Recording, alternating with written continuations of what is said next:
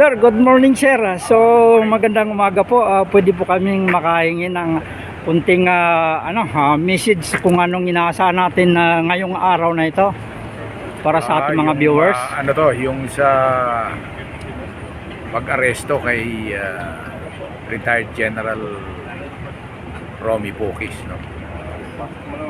Andi dito yung mga arresting team ng CIDG.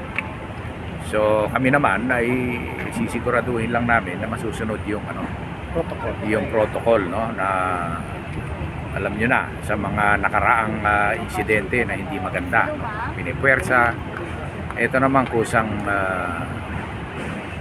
susurrender si dahil alam naman niya na may warrant of arrest at may piyansa naman. So gusto lang namin masigurado na walang violation ng protocol, arrest procedures. Opo, ganun nga sir, dahil nandito nga kami dahil for support kami kay General, no? So gusto lang namin na malaman magmula dito, saan tayo didiretso niyan sir?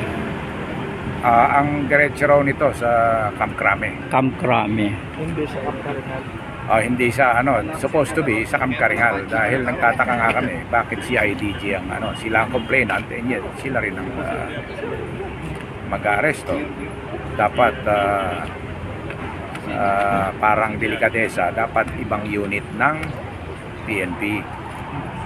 Pero okay naman at mukhang maayos naman ang kausap namin yung arresting team at mukhang okay naman. Salamat sir. Sila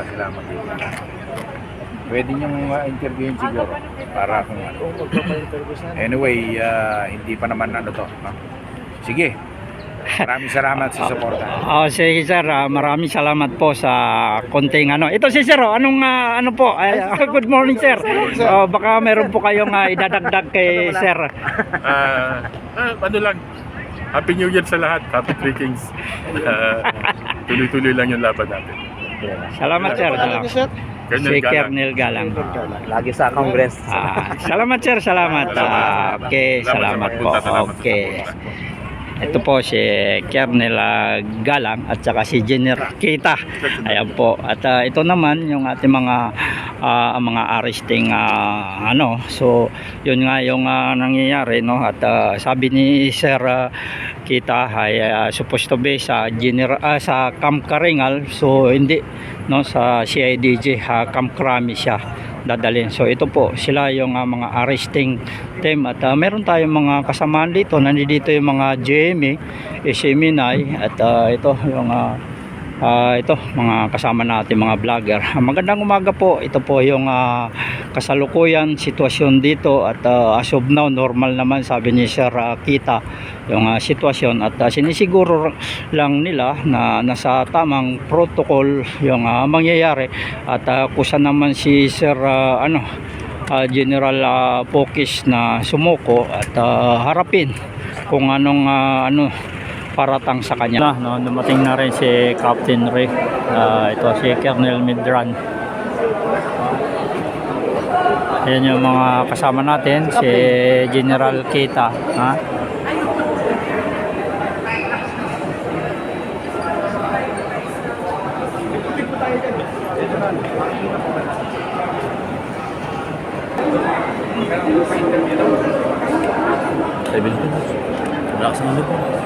Kapil din.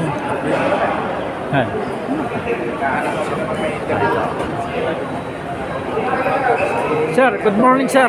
Nandito ngayon yung tropa, no? At kasama kami for support kay General. So ano pong asa natin ngayong mangyayari sir?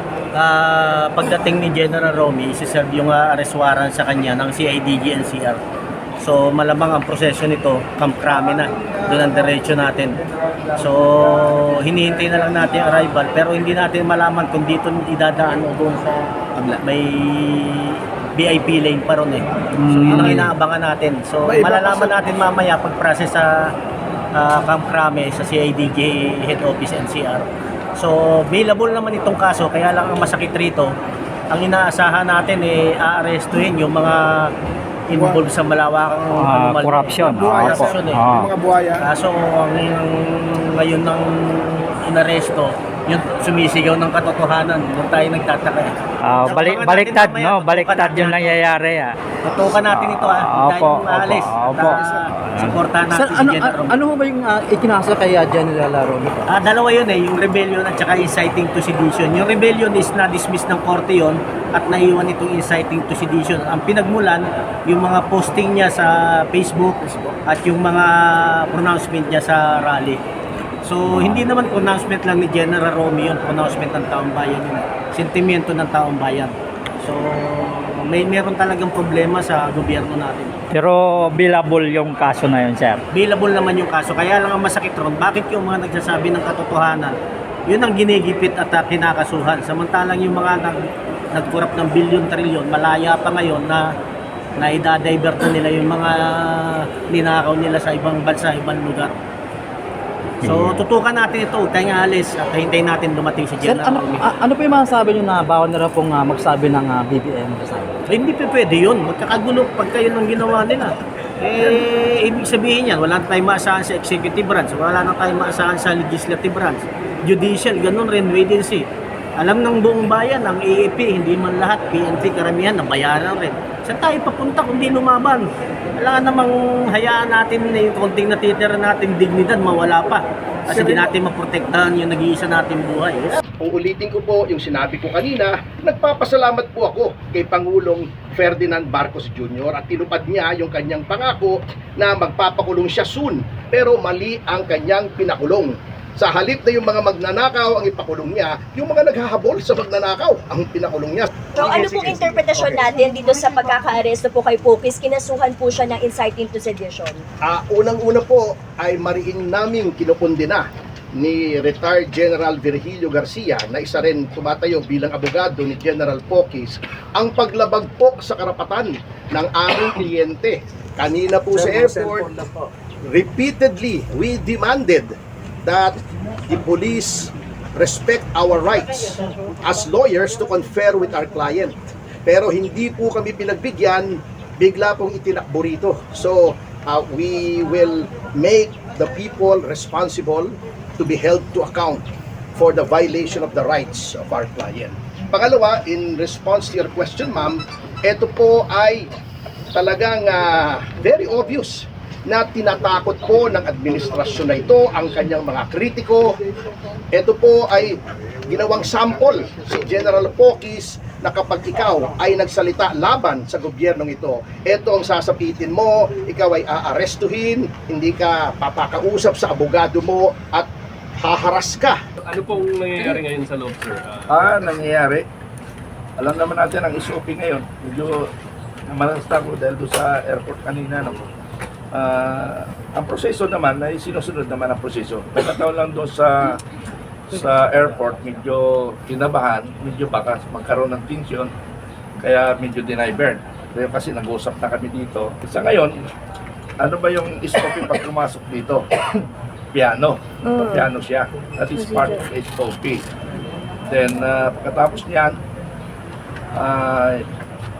after ng activity na yan, pupunta na sa korte para magprensa. So pag na-aprobahan yun, uwi na kami ng tahimik. Pero hindi pa tahimik ang bayan. Kasi mayroon pang ano ba yung problema? Flood control ba? Hindi yata flood control ang problema ngayon eh. Ang problema yata natin ngayon, hindi sila sumusunod sa batas. Yun yung problema natin. Ang mismong nagpapatupad ng batas, namumuno ng batas, ay hindi sumusunod sa tamang proseso. Di ba? So yun ang problema natin. Hindi lang flood control ang problema ng bansa. Ang problema natin, ang ating Pangulong Ferdinand Bongbong Marcos Jr. na kinampanya ko noong before election, 6 million more or less ang itinulong ko, pero naramdaman ko after 1 year, mukhang actually hindi ko tinatanggap yung salitang budol, nagagalit ako sa mga kasama ko, budol. Pero after 1 year, parang narealize ko, parang totoo. So ngayon, magti 3 years na, ay talagang budol nga. walang natupad sa pangako.